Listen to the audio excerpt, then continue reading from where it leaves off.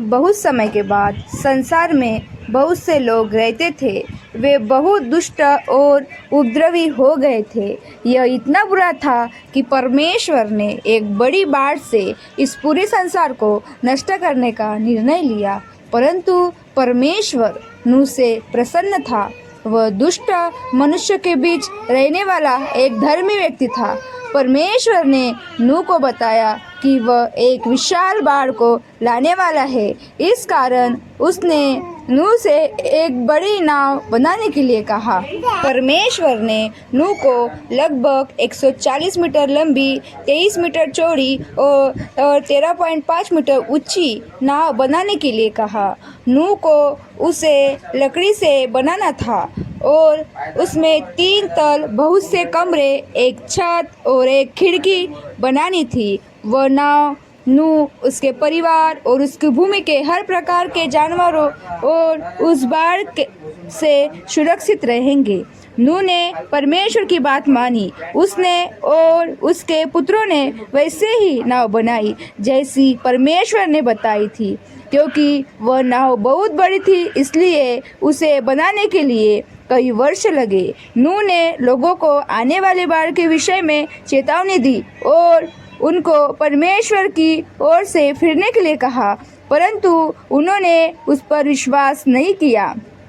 परमेश्वर ने नूह और उसके परिवार को अपने लिए और जानवरों के लिए पर्याप्त भोजन इकट्ठा करने का आदेश दिया। जब सब कुछ तैयार था तो परमेश्वर ने नूह से कहा कि यह समय उसकी पत्नी के, उसने 3 पुत्रों के और उनकी पत्नियों के कुल मिलाकर 8 जनों के नाव में जाने का था। परमेश्वर ने हर जानवर और पक्षी के नर और मादा को नूह के पास भेजा ताकि वे नाव में जा सके और बाढ़ के दौरान सुरक्षित रह सके। परमेश्वर ने ऐसे हर प्रकार के जानवरों के 7 नर और 7 मादाओं को भेजा जिनको बलि चढ़ाने के लिए उपयोग किया जा सके। जब वे सब नाव में पहुंच गए तो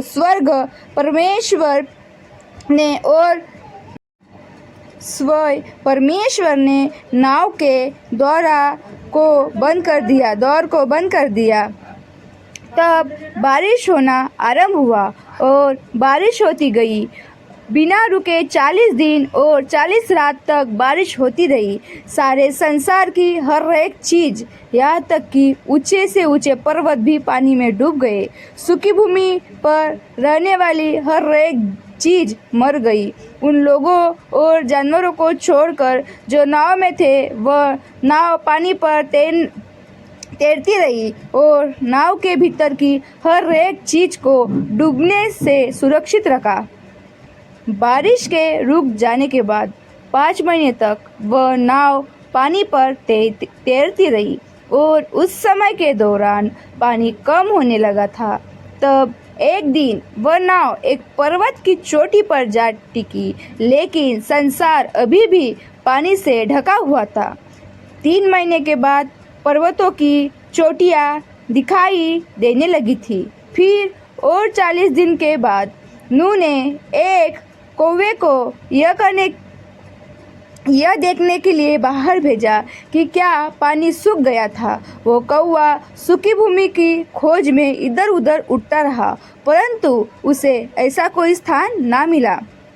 फिर बाद में नूह ने एक कबूतर को बाहर भेजा, परंतु उसे भी कोई सूखी भूमि न मिली, इसलिए वह नूह के पास वापस आ गई। 1 सप्ताह के बाद उसने उस कबूतरी को फिर से भेजा और वह अपने चोंच में जैतून की एक शाखा लिए हुए वापस आई। पानी घट रहा है और पौधे फिर से उगने लगे थे। नूह ने 1 सप्ताह और प्रतीक्षा की और तीसरी बार सब कबूतरों को बाहर भेजा। इस बार उसे ठहरने को स्थान मिल गया और वो वापस नहीं आई। पानी सूख रहा था। 2 महीने बाद परमेश्वर ने नूह से कहा, अब तू और तेरा परिवार और सारे जानवर नाव से निकल आओ। बहुत सारी संतानें और पोते परपोते उत्पन्न करो और पृथ्वी को भर दो। अंततः नूह और उसका परिवार नाव से बाहर निकल आया। नूह के नाव से बाहर आने के बाद उसने एक वेदी बनाई और बलि के लिए उपयोग किए जा सकने वाले हर प्रकार के जानवरों में से कुछ को लेकर बलि चढ़ाई। परमेश्वर उस बलि से प्रसन्न हुआ और नूह और उसके परिवार को आशीष दी। परमेश्वर ने कहा, मैं प्रतिज्ञा करता हूँ कि मनुष्य द्वारा किए जाने वाले बुरे कामों के कारण मैं फिर कभी पृथ्वी को श्राप नहीं दूंगा या बाढ़ द्वारा संसार को नष्ट नहीं करूंगा। हालांकि मनुष्य अपने बचपन के समय से ही पापी है। फिर परमेश्वर ने अपनी वाचा के चिन्ह के रूप में प्रथम मेघधनुष्य को बनाया। जब कभी भी आकाश में मेघधनुष्य दिखाई देता है तो परमेश्वर स्मरण करेगा कि उसने क्या प्रतिज्ञा की है और वैसे ही उसके लोग भी स्मरण करें।